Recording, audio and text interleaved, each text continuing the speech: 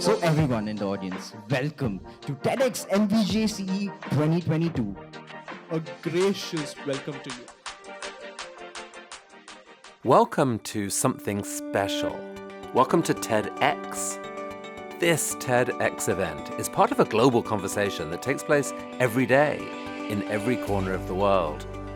In schools, in theatres, in workplaces, even in prisons, people gather to hear the best ideas bubbling up in their communities. More than 3,000 TEDx events are held every year in 170 countries. It's a remarkable thing. TEDx events are self-organized under a license from TED, a non-profit organization devoted to discovering and sharing powerful ideas in the form of TED Talks. It's not TED itself, but your local TEDx team of volunteers that has done all the work to put on today's event, including booking all of the speakers. It's this team's ideas, dedication, and time that have made this possible. We really hope today's program sparks an exciting conversation. This is a day for curiosity and for skepticism, for inspiration and for action. The more you enter into it, the more you will take out. And now, on with the show.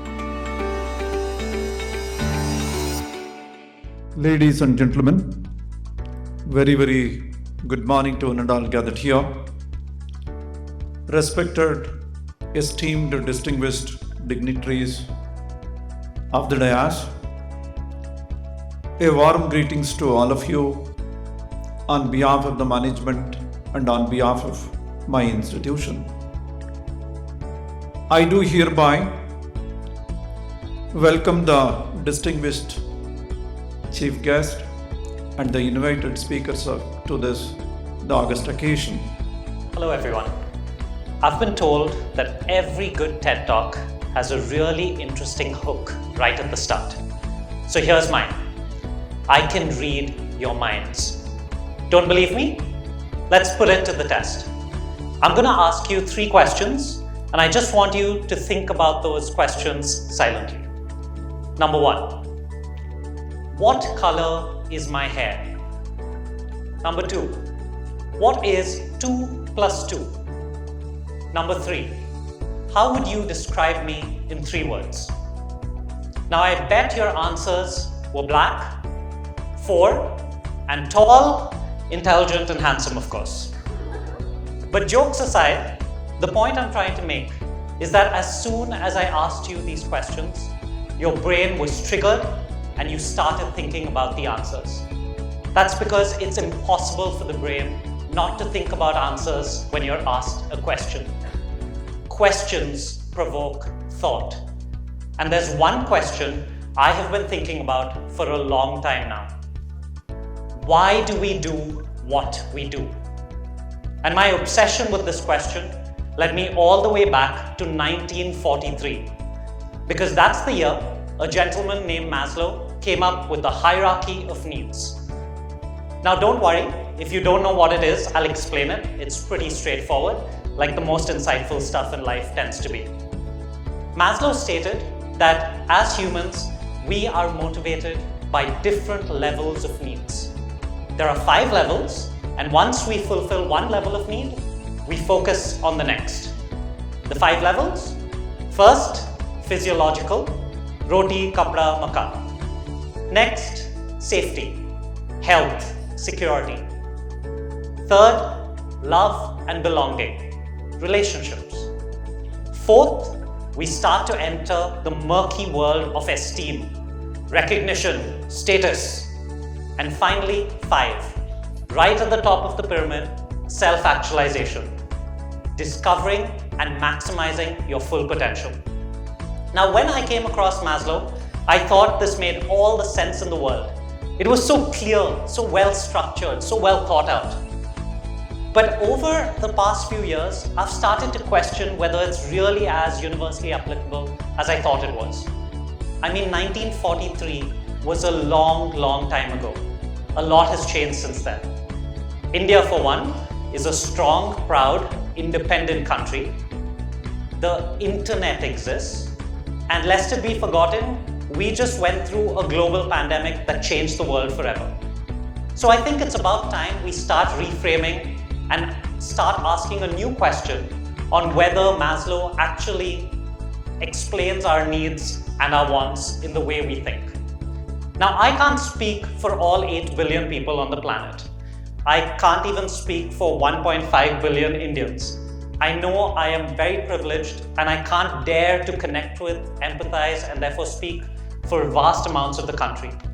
But what I can do is speak for myself. I'm an urban Indian, 90s kid. And if my Googling last night was accurate, there are 150 million of us. Personally, I don't think Maslow cuts it anymore for me. It doesn't make me sense of the world or help me answer the question, why do we do what we do? Now let me tell you why I feel this way, with a little bit of a personal story. Because of my parents' incredibly hard work and belief in education, and because I had friends who were willing to teach me trigonometry night after night, I applied and was accepted to study business in the UK. And my good fortune didn't end there.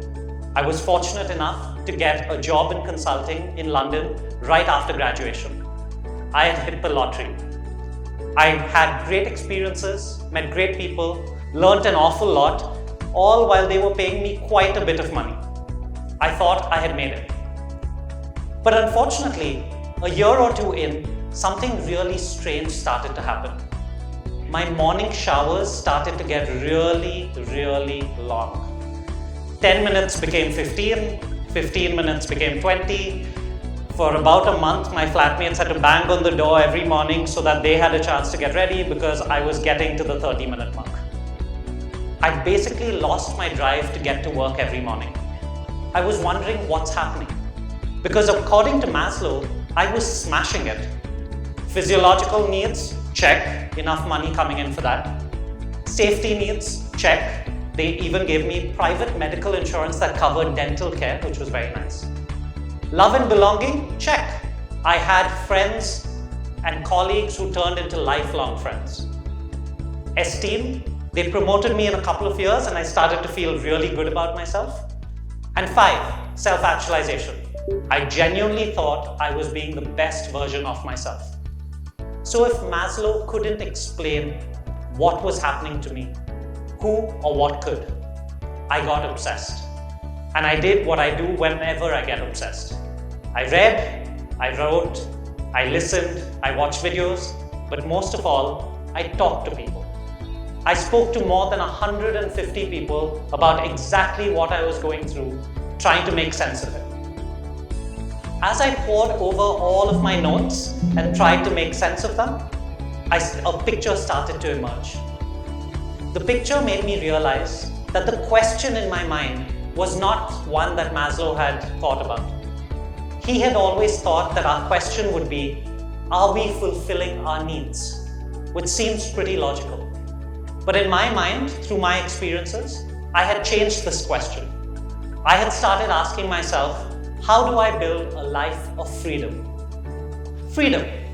It felt like all my decisions, all my discomfort, all my emotions, all my thoughts came from this real yearning of freedom. But freedom is such a vast concept. I had to start breaking it down to make sense for me. So that's what I did. I came up with something I conceptualized and called the freedom jigsaw. Why the freedom jigsaw? Because as a kid, I was obsessed with jigsaws. I used to play with them all of the time. I particularly loved how all of the different pieces came together to create something great. And I started to feel life was pretty similar. And one of the things I picked up as a kid playing with my jigsaw is that it's all about those 4 corner pieces. If you get those 4 corner pieces, you're well on your way. Now, I know for all the puzzle lovers in the audience, there are 1,000-piece puzzles and there are lots of things going on. But honestly, if you get those 4 corners in place, you're well on your way. So I want you to think about the freedom jigsaw that I'm going to share with you as your 4 corner pieces that set you up for a life of freedom. I just realized that this year it would be about 50 years since I started my full-time work life. That seems a long, long time ago.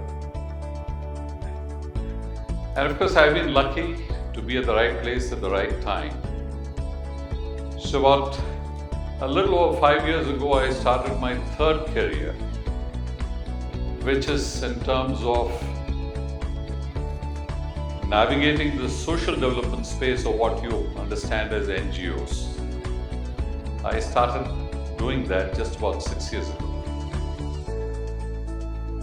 And what my objective today of this talk is to try and share with you my journey and the learnings from my journey, so that if, as I see a lot of youngsters who want to be aspiring to explore the NGO space early in life, you would have some pointers in terms of what you should and what you shouldn't. Because to me, I think it's very important that you don't miss the forest for the trees.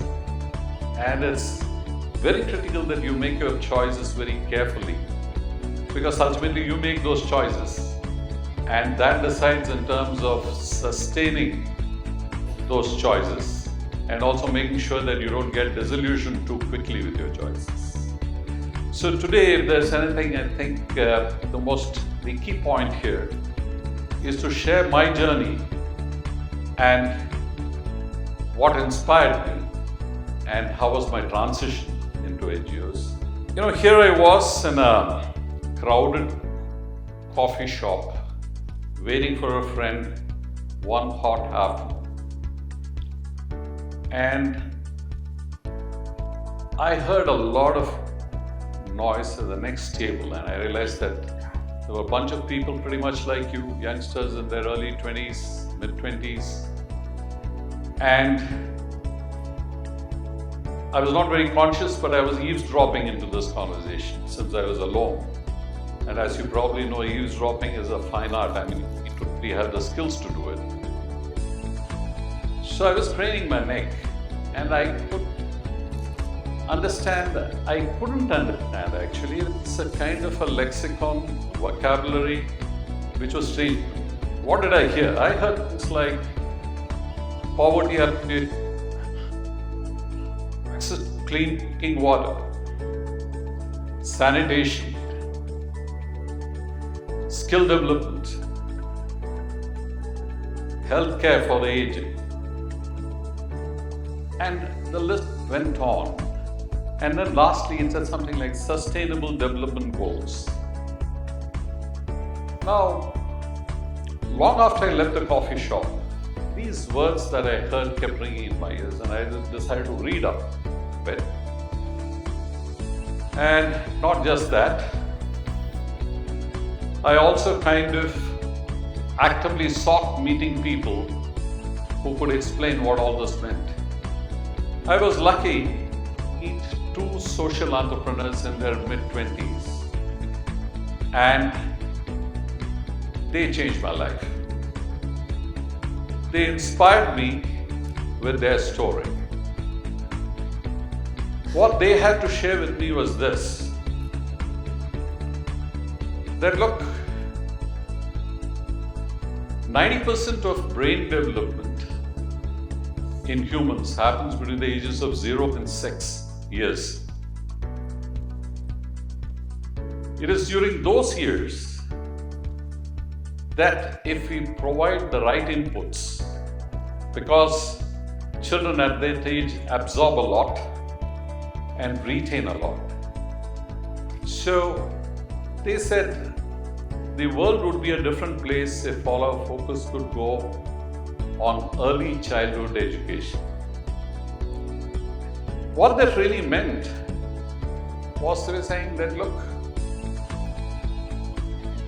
between the ages of 0 and 6, if the right kind of inputs were provided, if children have an enriching childhood, they would develop academically, socially, emotionally, and the society can ensure that the dropouts will be less from schools, crime rates will be less, and there would be a society where everyone would have an aspirational livelihood to look forward.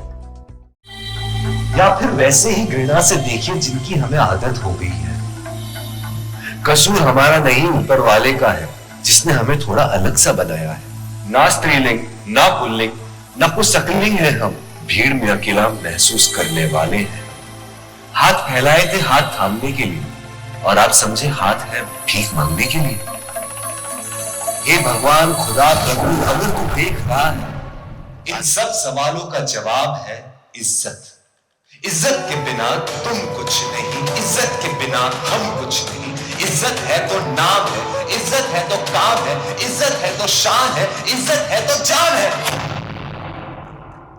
बस अब एक आखिरी बार आपके सामने हाथ फैला रहे हैं, और इस बार पैसों की जगह थोड़ी इज्जत दे दो।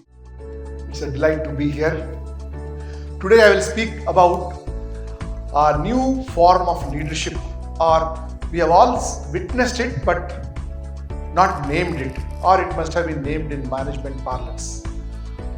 We call it synchronized leadership. Just like you have symphony or predictability or a massive teamwork in a musical team, similarly we have that kind of a leadership also when we come across mission critical or extremely dangerous instances. Sometimes we embrace challenge, or sometimes challenges are heaped on us.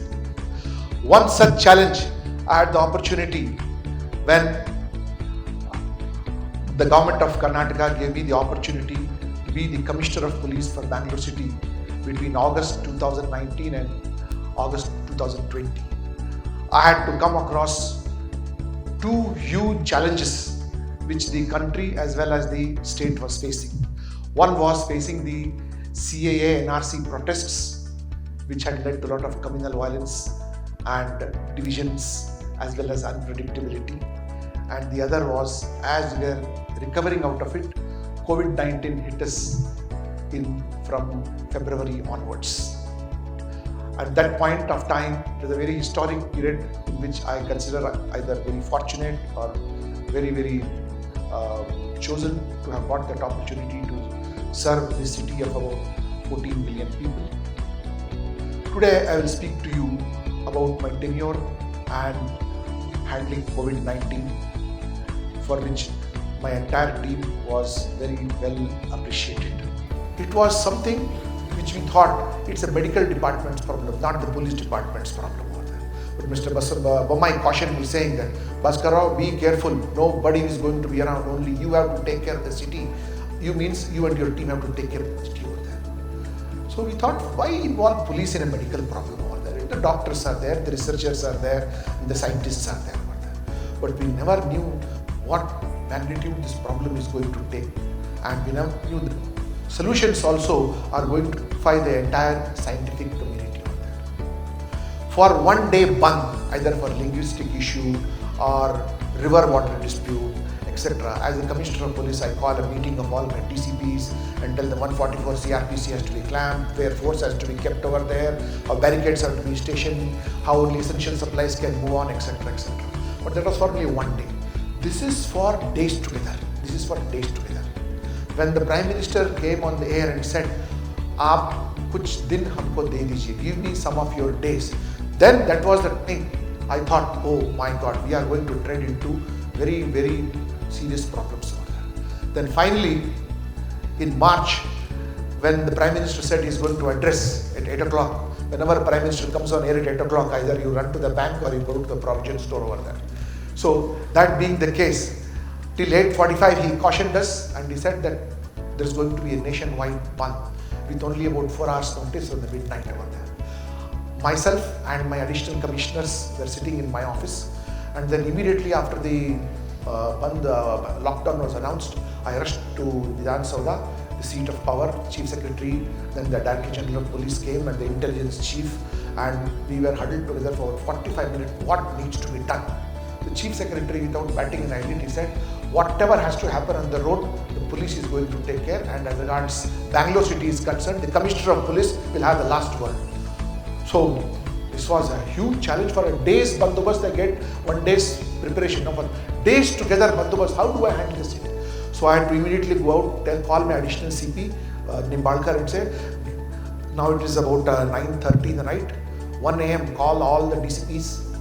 All DCPs must come at 1 o'clock in the night over there. So at 1 a.m. all the DCPs came for a meeting, and then after having met the Chief Secretary, then we met the Chief Minister along with the Home Minister, how this whole thing has to be spanned over there. The present Chief Secretary, Vandita Sharma, was in charge of logistics, getting things from the villages to the APMC market and from APMC market. And I had 21 DCPs with me. Now law and order was to be closed down and we were supposed to do something else. The doctors who do their job in the hospitals and Commissioner of Police Bangalore City and Commissioner BBMP were the only people to be on the streets. Why I call this synchronized leadership is because in a synchronized model, everybody has a role. They know when to perform. Or in a symphony, everybody has practiced when to perform and when to stop performing and when the other person starts performing. This was a situation where I also didn't know how to perform, leave alone my 21 people, but yet we were supposed to perform over here. So, what is it that you do in such a situation over there? You cannot give up. I was giving this talk in Rome at the World Congress of Osteoporosis. I learned 2 things. The Italian gelato is delicious, and the gladiators at the Colosseum, this big tall musket, were actually vegetarian. Food has always been the center of good health. Average lifespan in India was about 29 years. Death rate was high, mainly because of smallpox, polio, which are now eradicated almost with vaccinations and antibiotics. Now, we see most people die due to diabetes, heart disease, cancer. They have become rampant. They are all in a way lifestyle related. In a way, we have fallen prey to our own habits. Good habits are withering away. Bad habits, food, has made its own space in our refrigerators. Ordering in and dining out have become the norm. So today, in this talk, I will tell you how you can all live hale and hearty without succumbing to these lifestyle diseases, without requiring medications, just by making simple choices in your food, even while ordering in or dining out. This is not my son's GPA score. In fact, it was my blood test results. At a hemoglobin level, A1C level of 7.8, a diagnosis of diabetes was made. 4 of your friends, colleagues, sent me 4 prescriptions of the same drug, the same dose. Take this for 3 months, they said, and if those numbers don't come down, we will increase the dose. The decision seemed unanimous. So I looked at this pill, the size of a pea. I have to take this long for the rest of my life, every single day. I looked at the side effects. Nothing looked appealing. In fact, bad taste in the mouth was also listed there. And I could already feel it even before I took the medications. And thus my quest began. Today I stand here before you, diabetes-free, my sugars under control, and I've been able to achieve this without taking any medications. A journey over the past 2 years, many learnings and experiences worth sharing. But the real question is, Why didn't my friends, my colleagues, my well-wishers tell me this was even possible in the first place? Why did it take me 2 years to research the data, look up the content, and be convinced content enough to write a book? I don't believe that. This is not something which is taught in medical schools or colleges. You can pick up any textbook of diabetes. The focus is mainly on medications and onwards. Diet, lifestyle is mentioned, but not with necessary emphasis. I'm a new medicine physician, and this is what I do on an everyday basis. We look at cell function at a microscopic level using special radioisotopes. Whole body FDG PET-CT scans are done using fluorodeoxyglucose. It's a glucose analog, mimics glucose. What you're seeing here is cancer feeding on cells, sugar feeding on cancer cells. Sugar is present in the food that you eat. Sugar and fat act as catalysts fueling the spread of cancer, the fire of the spread. Food affects your genes too. Genes are not your destiny. They can be turned on and off like a switch. Let's look at the BRCA gene, for example. That's the famous, notorious cancer gene for breast cancer. Not everybody has this gene, nor everyone with this gene actually ends up getting cancer. Certain environmental factors, carcinogens, food, lifestyle, trigger these cells to go berserk, grow non-stop, and turn cancerous.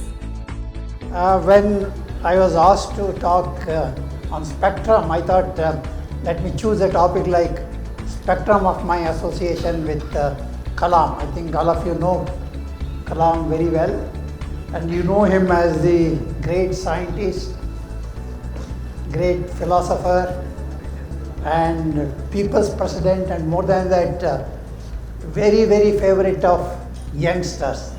You know, after his superannuation, he spoke to more than 4 lakh students across the India and length of the entire country.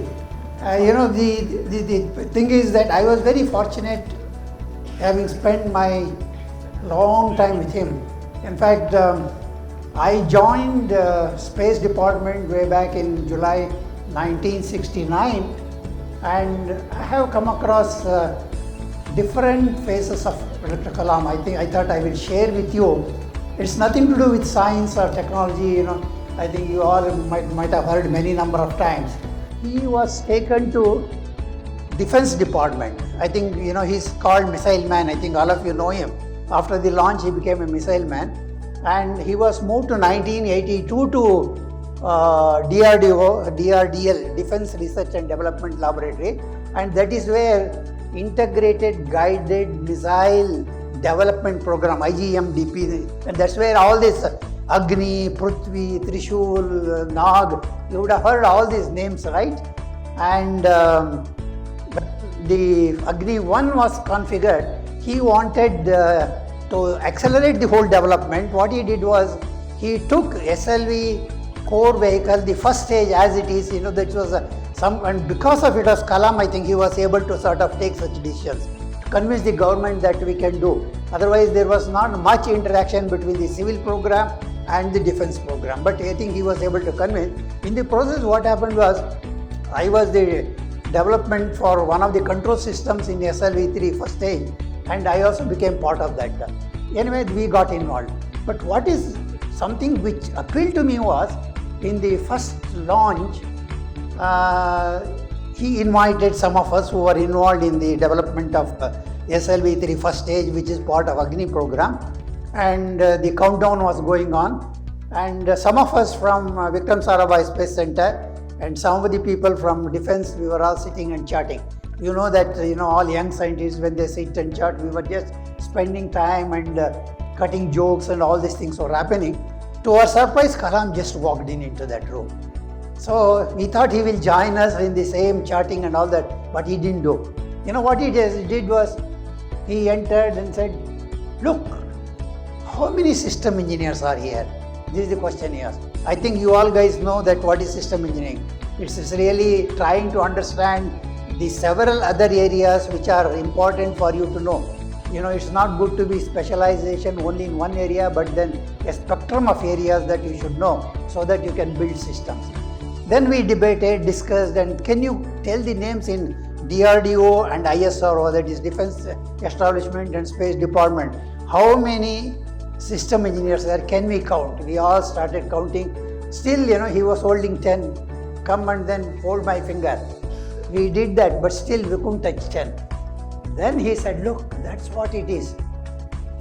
We don't have even 10 between two such big departments of having the human resources of something like 40 to 50,000 both put together.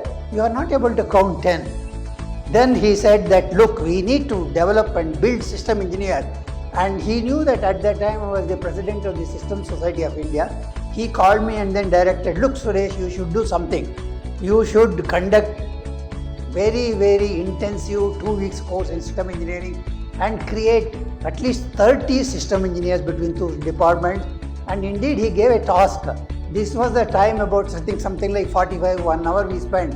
We were cheating and spending time, but then he really converted that time as a productive time.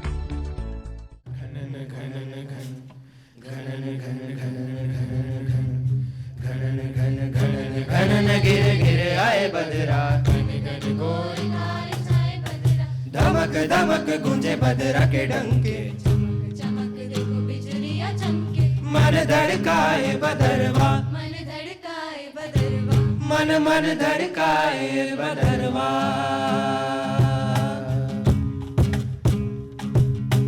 काले मेघा पानी तो बरसाओ, पानी तो बरसाओ, बिजली की तलवार नहीं बूंदों के बाण चलाओ,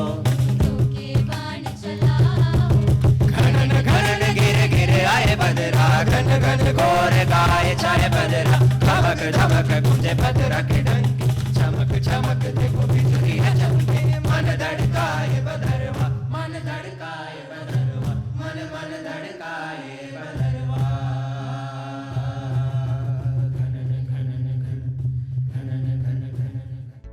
Treasure, my diamond, dance. But it was in a raw, uncut form. And a diamond needs to be cut in the right places for it to look refined.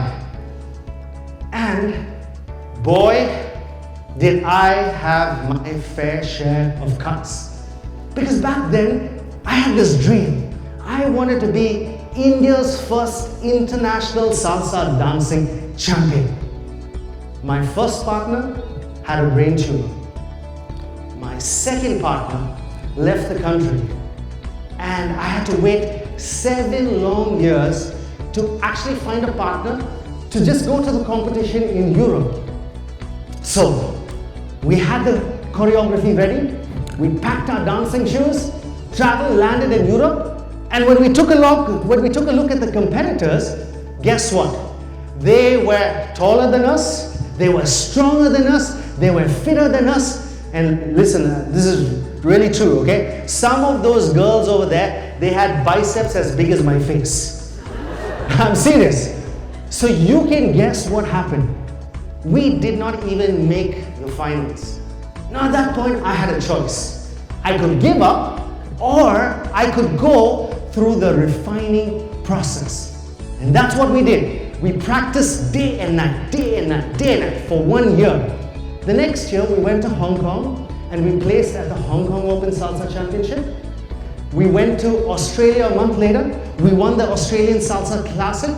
And a couple of months later, we went back to Europe where we didn't make the finals and we won first place at the European Open Salsa Masters. So, your gift was refined. Now, immediately after that, I remember being excited about coming back to India, right? Because this friendly neighborhood dancing man had learned something about himself.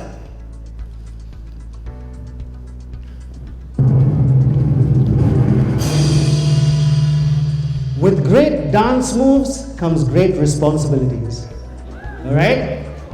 And the right response to your abilities, your gifts, makes it useful to the people around you. So I came back to India and I wanted to teach the whole of India how to salsa. Okay. But there was a problem. You see, I wanted to teach people in India how to salsa, but people in India, they wanted to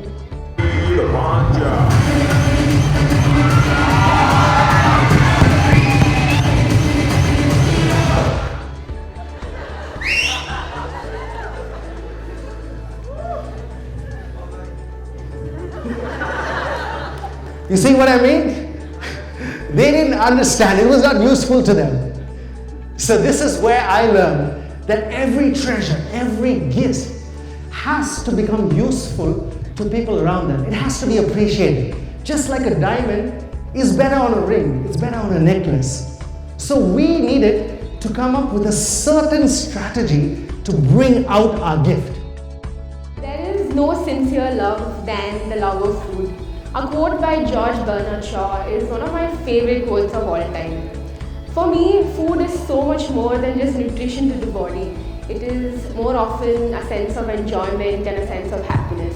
I love food and I love eating. Who doesn't, right? So I have an immense passion for food, and I would like to think of it as something that has only gotten stronger with time. I was absolutely clueless. Honestly, I had no idea what I was getting myself into, because the concept of blogging was very new back then. And when I started, I really liked writing about food more than posting about food. So I started out by writing restaurant reviews on various food platforms. And back then, there was this very famous app. So I started writing food articles for them, which eventually got featured. And they had this insider group. They were called and invited to a lot of restaurant openings and launch events. So I remember getting my first ever invite from them, which was when I just turned 18. I got a mail from them and I was super excited. It was this place in BTM, and I somehow convinced my parents. I was like, I'll just go and come. And I was very nervous. So I went to the event and I met a lot of bloggers that day. Some of my best friends currently in the industry. I was shy and awkward at first because it was an event filled with people who are much older to me. They were all married or either working or had kids. So eventually I started getting called to a lot of events, and every time I told them I was still a student, I would get a surprise reaction from them. Like, what is a student doing here? She's supposed to be studying. But slowly, as I started attending these events, my social skills eventually improved, and I was able to interact and connect with people in a better way. So something that I often get asked is how I was able to grow my page. The thought behind my posts are quality more than quantity. So the number of followers did not bother me as much, because putting out unique content and staying true to yourself is something that I believed in. So there were times when people would pull me down and say unnecessary things, copy my content, and it would genuinely make me, upset. But I just stayed true to myself and didn't let anybody or anything bother me that time. And I was also very consistent with my posts at the time. I would post every day. So it got a lot of attention, and I was added to a lot of blogger groups on Instagram, which I'm still a part of. So these are groups on WhatsApp and Instagram where they host events and blogger meets across the city at restaurants. So I started going to most of them and being an active part of these.